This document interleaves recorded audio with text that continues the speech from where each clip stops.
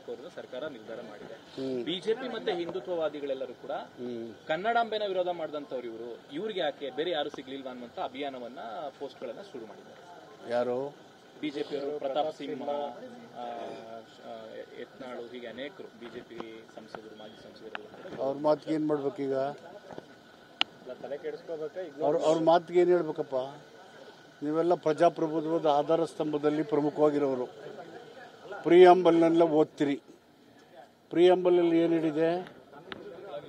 ಧಾರ್ಮಿಕವಾಗಿ ಎಲ್ರಿಗೂ ಸ್ವತಂತ್ರ ಬೇಕು, ಸರ್ವಧರ್ಮ ಸಮನ್ವಯತೆಯಿಂದ ಇರಬೇಕು ಅಂತ 10ನೇ ಸಂವಿಧಾನ ಹೇಳೋದು. ನಮಗೆ ಸಂವಿಧಾನ ಪರಮೋಚ್ಚ ಹೊರತು ಇನ್ಯಾವುದು ಪರಮೋಚ್ಚ ಇಲ್ಲವೇ ಇಲ್ಲ.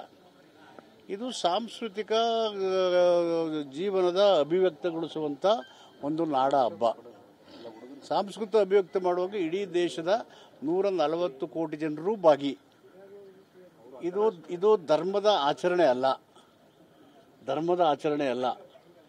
ಧರ್ಮದ ವಿಚಾರ ಚರ್ಚೆ ಮಾಡೋದು ರಾಜಕೀಯ ಪಕ್ಷಗಳ ವ್ಯಾಪ್ತಿಗೆ ಬರೋದೂ ಇಲ್ಲ. ಅದು ಸಂವಿಧಾನ ಮತ್ತು ಜನರ ವಿವೇಚನೆ ಮತ್ತು ಆಯ್ಕೆಗೆ ಬಿಟ್ಟಂತ ಸ್ವತಂತ್ರವಾದ ಸಂಗತಿ. ನಮ್ಮ ಇವರು ಇದು ಪ್ರೈಸ್ ಬಂದಿದೆಯಲ್ಲ ಅವ್ರಿಗೆ, ಬಾನು ಮುಸ್ತಫಾ ಬೂಕರ್ ಪ್ರಶಸ್ತಿ ಬಂದಿದೆಯಲ್ಲ, ಇಡೀ ದೇಶಕ್ಕೆ ಕಿರೀಟ ಅಲ್ವಾ? ಒಂದು ಭಾರತದ ಮಹಿಳೆ ಅಂತ ನೋಡ್ತಿರೋ, ಅವ್ರನ್ನ ಯಾವ ರೀತಿ ನೋಡ್ತೀರಿ ನೀವು? ಅವ್ರನ್ನ you want to see her as a citizen of India are you wanted to segregate? ಪ್ರತ್ಯೇಕಿಸ್ತೀರಾ? ಸೊ ಇದು ಅವರು ಇಡೀ ದೇಶಕ್ಕೆ ಗೌರವ ತಂದಿದ್ದಾರೆ.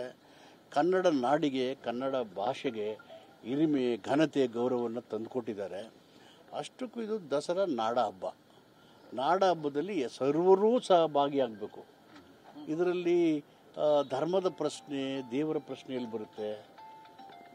ಈಶ್ವರ ಅಲ್ಲ ತೇರೆ ನಾಮ್ ಸಬಕು ಸನ್ಮತಿ ದೇ ಭಗವಾನ್ ಅಂತ ಹೇಳಲ್ವಾ ಗಾಂಧೀಜಿಯವರು?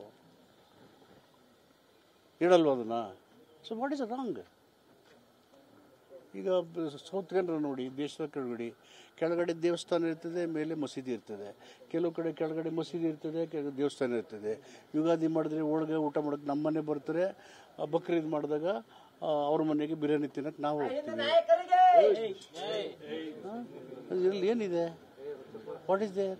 Y you want to discriminate? ಸಂವಿಧಾನ ನಂಗೆ ಹೇಳಿಲ್ವಲ್ಲ. ಹೀಗಾಗಿ ಸಾಂಸ್ಕೃತಿಕವಾಗಿ ಇರ್ತಕ್ಕಂಥ ಒಂದು ಈ ನಾಡ ಹಬ್ಬ ಸಹಜವಾಗಿ ಜನರು ಚಾಮುಂಡೇಶ್ವರಿಯಲ್ಲಿ ನಂಬಿಕೆ ಇಟ್ಕೊಂಡಿದ್ರೆ ಅದು ಅವರ ಆಯ್ಕೆಯನ್ನು ಗೌರವಿಸಬೇಕು. ಸಂವಿಧಾನ ಅದನ್ನೇ ಹೇಳಿರೋದು. ಸಂವಿಧಾನವಾದಂಥ ನಿರ್ಧಾರಗಳು ನಡೆಗೆ ಯಾರದ್ದು ಅಭ್ಯಂತರ ಆಗೋದು, ಅಡಚಣೆ ಮಾಡೋದು ಸಂವಿಧಾನಕ್ಕೆ ಮಾಡಿದ ಅಪಪ್ರಚಾರ.